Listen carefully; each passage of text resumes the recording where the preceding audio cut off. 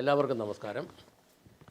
കഴിഞ്ഞ ഒരു 1.5 മാസമായിട്ട് കേരള ജനത്തിൻ്റെ നികുതിപ്പണം എടുത്ത് പരസ്യം കൊടുത്ത തുകയുടെ വലിപ്പം എന്ന് പറയാം 22,700 ലക്ഷം രൂപ എന്ന് പറഞ്ഞാൽ 227 കോടി രൂപ. 22,700 ലക്ഷം.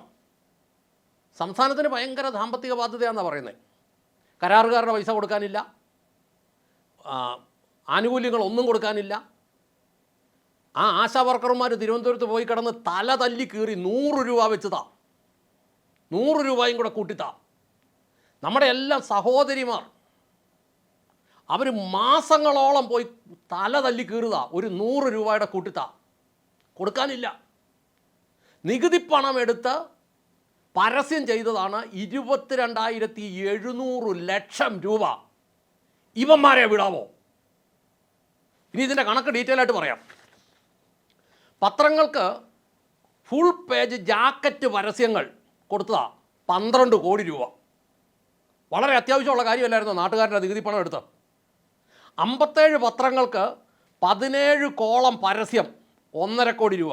17 പത്രങ്ങൾക്ക് ഫുൾ പേജ് ജാക്കറ്റ് പരസ്യങ്ങൾ 12 കോടി രൂപ. ഔട്ട് ഡോർ പബ്ലിസിറ്റി 14.5 കോടി രൂപ. ഡോക്യുമെൻ്ററി നിർമ്മാണം 5 കോടി രൂപ. പരസ്യത്തിന് വേണ്ടിയുള്ള സർക്കാർ സർവറുകളുടെ അറ്റകുറ്റപ്പണി 2.5 കോടി രൂപ.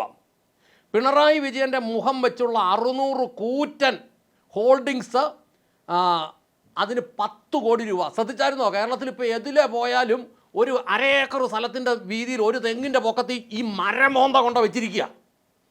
അതിനാണ് ഈ 10 കോടി. ഇവനെ വിടാവോ? വോട്ടർമാരോട് ചോദിക്കുക, ഇവനെ വിടാവോ? ഇവനെ വിടരുത്. ഇനി കേൾക്കണം, 2,500 KSRTC ബസ്സിലും 1000 ദീർഘദൂര ബസ്സിലും വിജയൻ്റെ മോന്ത പതിപ്പിച്ചതിന് 2.5 കോടി രൂപ. ഇലക്ഷൻ കമ്മീഷൻ അത് പറിച്ചു കളയുന്നതിനും വേറെ ചിലവുണ്ട്. അത് കഴിഞ്ഞ് KSRTCക്ക് പെയിൻ്റ് അടിക്കുന്നതിനും വേറെ ചിലവുണ്ട്. ഇവനെ വിടാവോ? കേരളത്തിലെ 10 വലിയ മാളുകളിൽ ഡിജിറ്റൽ ഡിസ്പ്ലേ വെച്ച് ഈ മരമോന്ത കാണിച്ചതിന് 30 ലക്ഷം. വേറെ ആരുണ്ട്? ഏറനാട് പരശുറാം ട്രെയിനുകളിൽ പരസ്യം വെച്ചതിന് 10 ലക്ഷം. ട്രെയിനെ പോകുന്നവരെ വിടുകയില്ല. മെട്രോ പില്ലറുകളിൽ 75 ബോക്സ് പരസ്യം 35 ലക്ഷം. 5 ട്രെയിനുകളുടെ ബോഗിക്കകത്ത് റാപ്പി പരസ്യം 60 ലക്ഷം. 16 റെയിൽവേ സ്റ്റേഷനുകളിൽ 102 LED ഡിസ്പ്ലേ ഇട്ട് ഈ മരമോന്ത കാണിച്ചതിന് 8 കോടി. ബസ് സ്റ്റേഷനുകളിൽ ജിങ്കിൾ പരസ്യം 24 ബസ് സ്റ്റേഷനുകളിൽ 2 ലക്ഷം. 23 റെയിൽവേ സ്റ്റേഷനുകളിൽ 53 ജിങ്കിൾ പരസ്യം 53 ലക്ഷം രൂപ.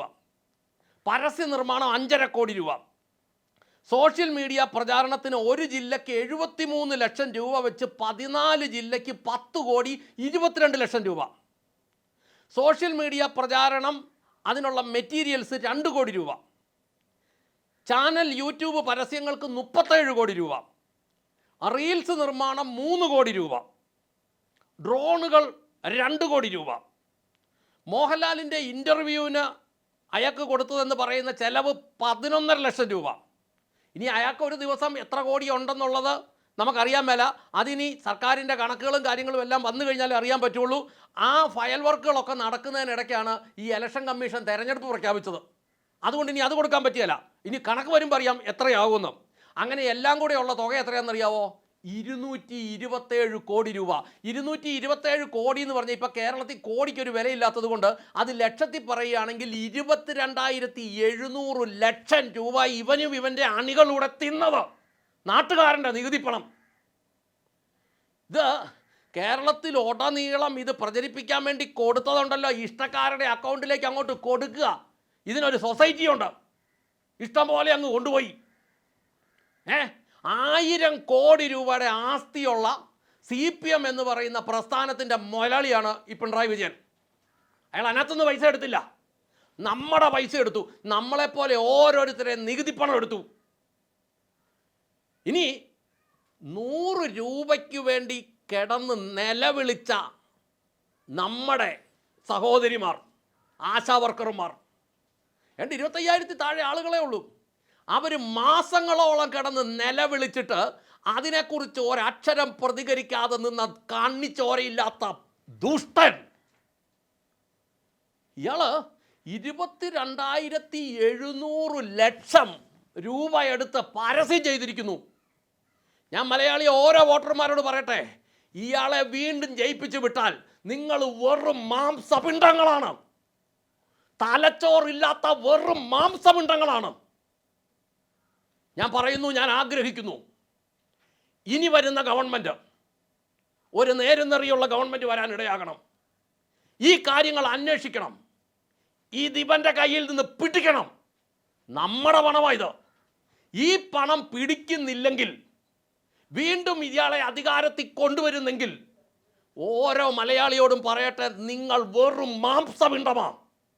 നിങ്ങളുടെ തലച്ചോറിൻ്റെ സ്ഥാനത്ത് വെറും മാംസകഷ്ണം അവിടെ ഒന്നുമില്ലെന്നുള്ളത് അർത്ഥം. അങ്ങനെയാണെങ്കിൽ കൃത്യമായിട്ട് ഈ കണക്ക് ഒരിക്കൽ കൂടെ ഓർത്ത് ഇയാളെ വിടരുത്, ഇയാളെ വിടരുത്. 22,700 ലക്ഷം രൂപ ഇവിടുത്തെ പൊതുജനത്തിൻ്റെ പണമെടുത്ത്. ഇവിടെ അറിയാമോ, ഇവിടെ ഉന്നത വിദ്യാഭ്യാസമുള്ള കുഞ്ഞുങ്ങൾ ഇവിടെ ജോലിയില്ലാതെ അലയുക. അവരിവിടുന്ന് വിദേശ രാജ്യങ്ങളിലും വിദേശ സംസ്ഥാനങ്ങളിലും പോയി കിടന്ന് അലയുക.